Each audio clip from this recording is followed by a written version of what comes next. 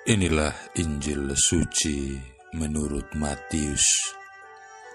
Pada suatu hari, Yesus bersabda kepada ke-12 muridnya, "Jangan kalian menyangka bahwa Aku datang untuk membawa damai di atas bumi. Aku datang bukan untuk membawa damai, melainkan pedang.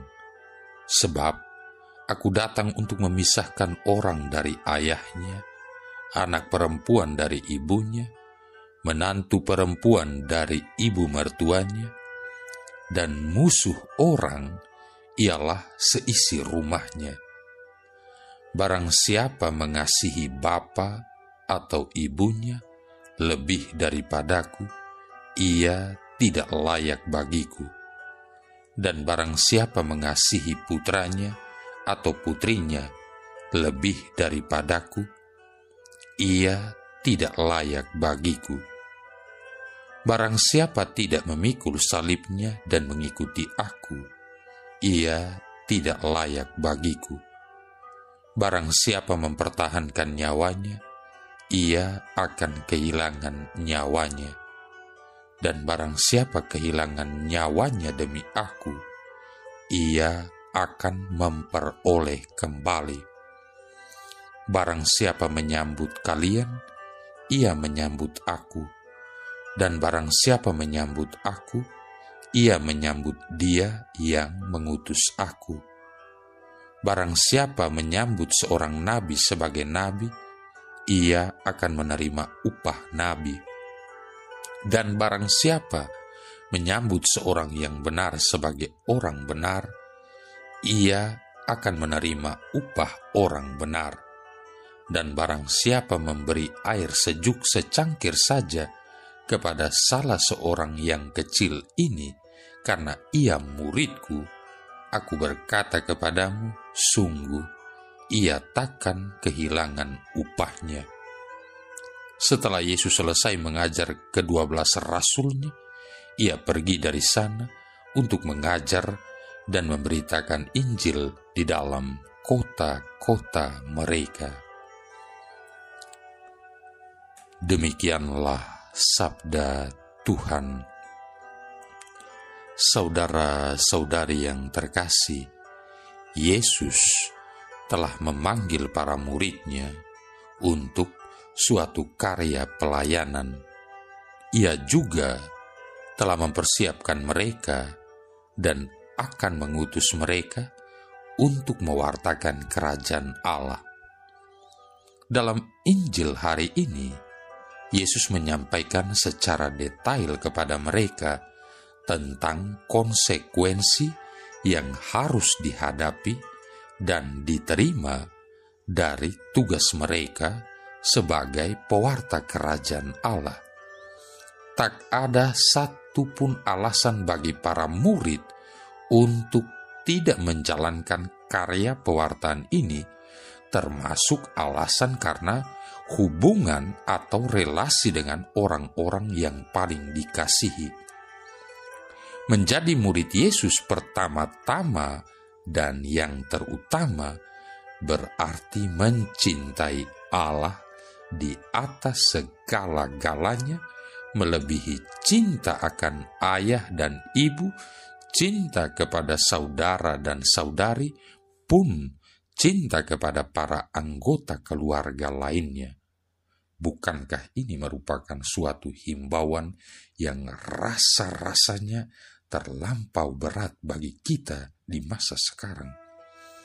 Saudara-saudari yang terkasih, siapakah dari para pengikut Yesus dewasa ini yang kurang mencintai ayah dan ibunya, pun saudara dan saudarinya? Di mata manusia, hal itu kelihatan paradoks, tapi itulah artinya menjadi seorang murid Kristus. Barang siapa mempertahankan nyawanya, ia akan kehilangan nyawanya. Dan barang siapa kehilangan nyawanya karena aku, ia akan memperolehnya. Penegasan yang lebih radikal lagi, dan mungkin kita tidak ingin untuk mendengarnya. Tapi ini barulah salah satu tuntutan yang kita jumpai di dalam kitab suci yang menantang kita kepada masalah inti jika kita ingin menjadi seorang murid dan mengikuti langkah-langkah Kristus. Jika kita hanya memandang pada diri sendiri dan mengandalkan kemampuan diri sendiri, sejujurnya kita akan dihadapkan dengan kesulitan-kesulitan dalam menanggapi tuntutan-tuntutan hidup sebagai seorang murid Yesus.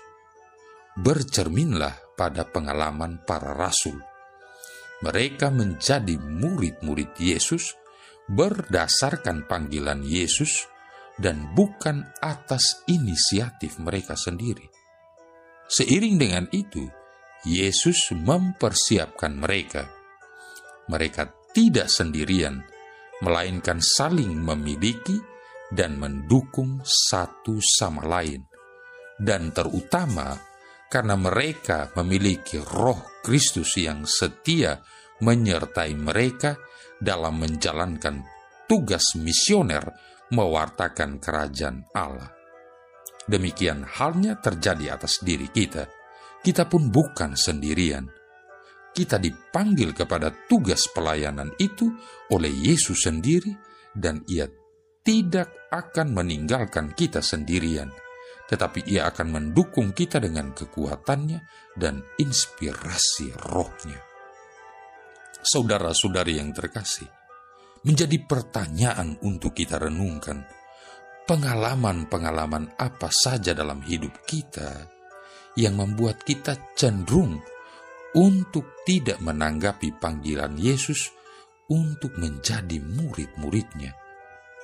Apakah pengalaman-pengalaman itu erat kaitannya dengan relasi kekeluargaan atau berpautan dengan pekerjaan kita, sahabat-sahabat kita, sesama kita?